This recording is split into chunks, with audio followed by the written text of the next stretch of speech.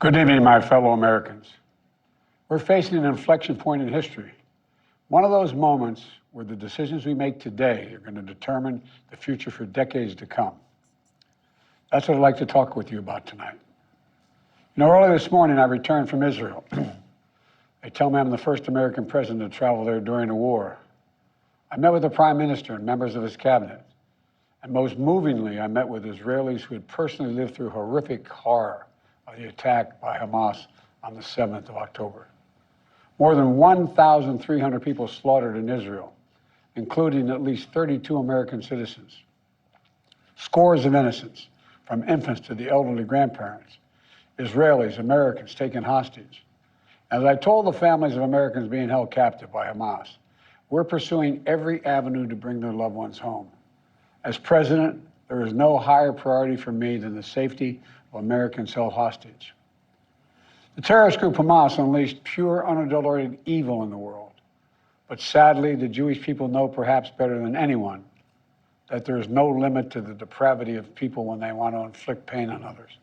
In Israel, I saw people who are strong, determined, resilient, and also angry, in shock and in deep, deep pain. I also spoke with President Abbas, the Palestinian Authority, and reiterated that the United States remains committed to the Palestinian people's right to dignity and to self-determination. The actions of Hamas terrorists don't take that right away.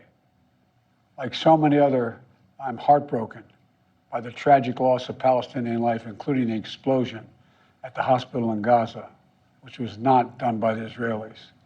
We mourn every innocent life lost. We can't ignore the humanity of innocent Palestinians who only want to live in peace and have an opportunity. You know, the assault on Israel echoes nearly 20 months of war, tragedy, and brutality inflicted on the people of Ukraine, people that were very badly hurt since Putin launched his all-out invasion. We've not forgotten the mass graves, the bodies found bearing signs of torture, rape used as a weapon by the Russians, and thousands of Ukrainian children forcibly taken into Russia, stolen from their parents. It's sick. Hamas and Putin represent different threats, but they share this in common. They both want to completely annihilate a neighboring democracy, completely annihilate it. Hamas' stated purpose for existing is the destruction of the state of Israel and the murder of Jewish people. Hamas does not represent the Palestinian people. Hamas uses Palestinian civilians as human shields, and innocent Palestinian families are suffering greatly because of them. Meanwhile, Putin denies Ukraine has or ever had real statehood. He claims the Soviet Union created Ukraine. And just 2 weeks ago, he told the world that if the United States and our allies withdraw, and if the United States withdraw, our allies will as well, military support for Ukraine would have, quote, a week left to live, but we're not withdrawing.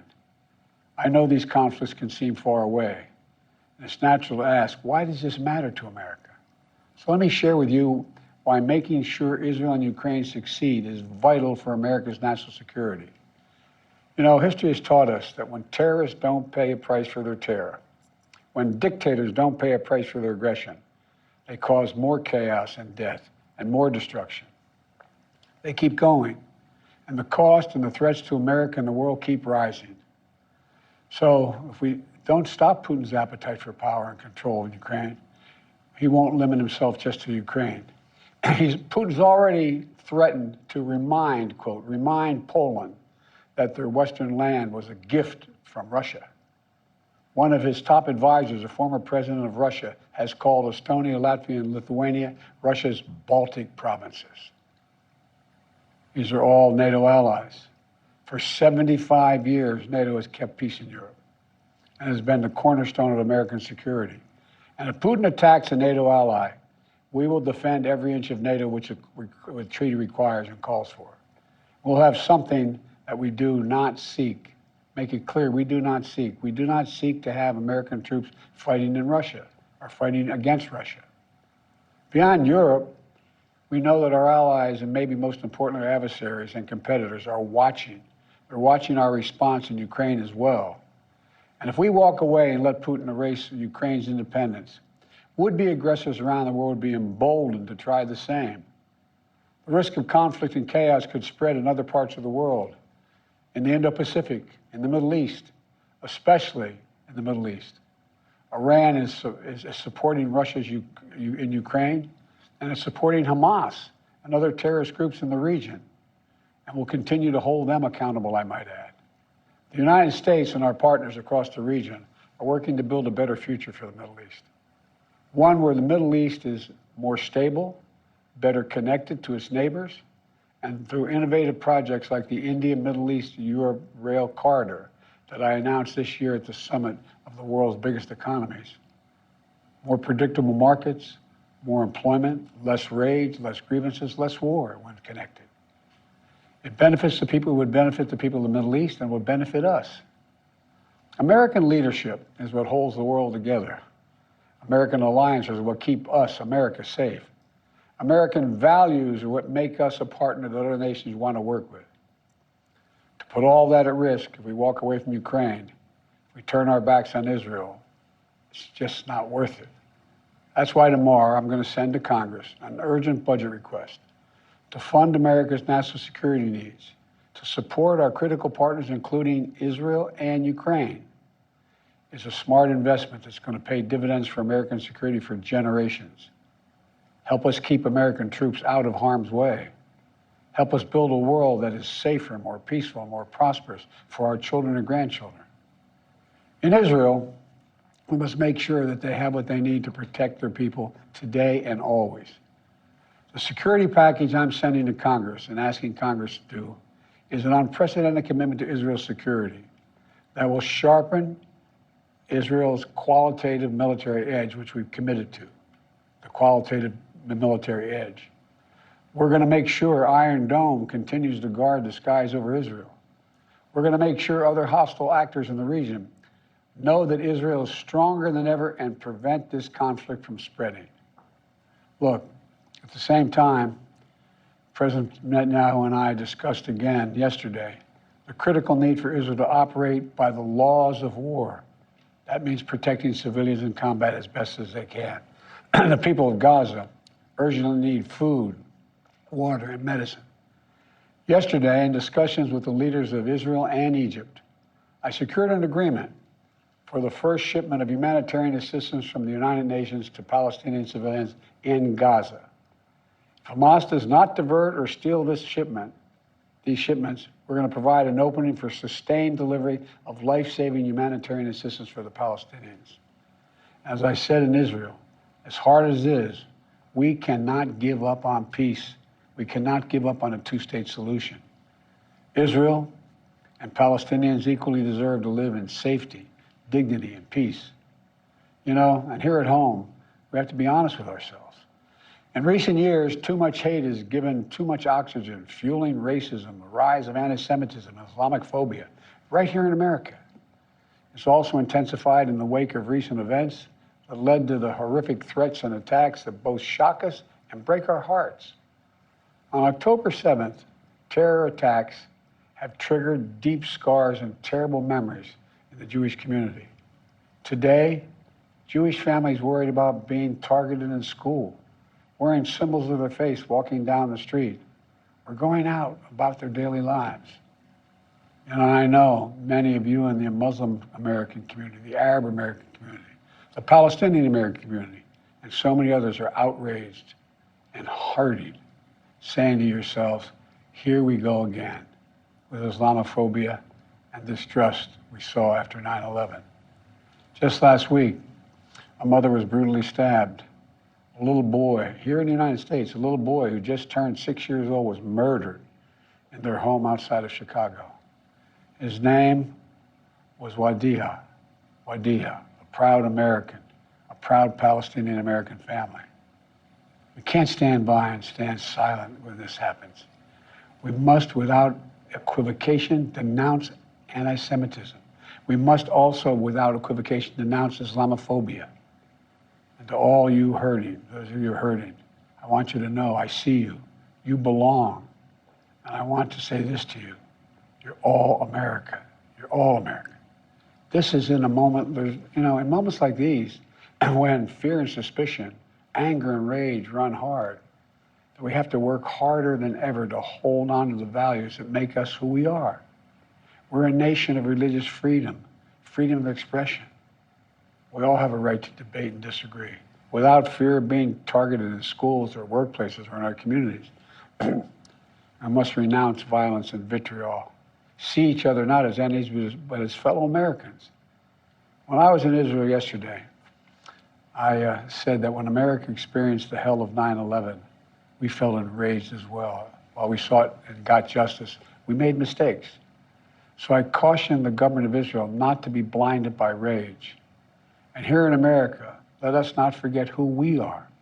We reject all forms of hate, whether against Muslim, Jews, or anyone. That's what great nations do, and we are a great nation. On Ukraine, I'm asking Congress to make sure we can continue to send Ukraine the weapons they need to defend themselves and their country without interruption, so Ukraine can stop Putin's brutality in Ukraine. They are succeeding. When Putin invaded Ukraine, he thought he would take Kyiv and all of Ukraine in a matter of days. Well, over a year later, Putin has failed, and he continues to fail. Kyiv still stands because of the bravery of the Ukrainian people. Ukraine has regained more than 50% of the territory Russian troops once occupied, backed by US-led coalition of more than 50 countries around the world, all doing its part to support Kyiv.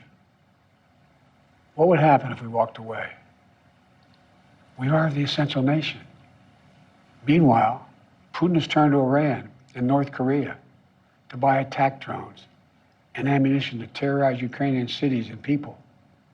From the outset, I've said, I will not send American troops to fight in Ukraine. All Ukraine is asking for is help, for the weapons, munitions, the capacity, the capability to push invading Russian forces off their land, and the air defense systems to shoot down Russian missiles before they destroy Ukrainian cities. Let me be clear about something. We send Ukrainian equipment sitting in our stockpiles. And when we use the money allocated by Congress, we use it to replenish our own stores, our own stockpiles with new equipment. Equipment that defends America and is made in America. Patriot missiles for air defense batteries, made in Arizona. Artillery shells manufactured in 12 states across the country, in Pennsylvania, Ohio, Texas, and so much more. You know, just as in World War II, today patriotic American workers are building the arsenal of democracy and serving the cause of freedom. Let me close with this. Earlier this year, I boarded Air Force One for a secret flight to Poland. There I boarded a train with blacked out windows for a 10-hour ride each way to Kyiv, to stand with the people of Ukraine ahead of the one-year anniversary of their brave fight against Putin. I'm told I was the first American to enter a war zone not controlled by the United States military since President Lincoln.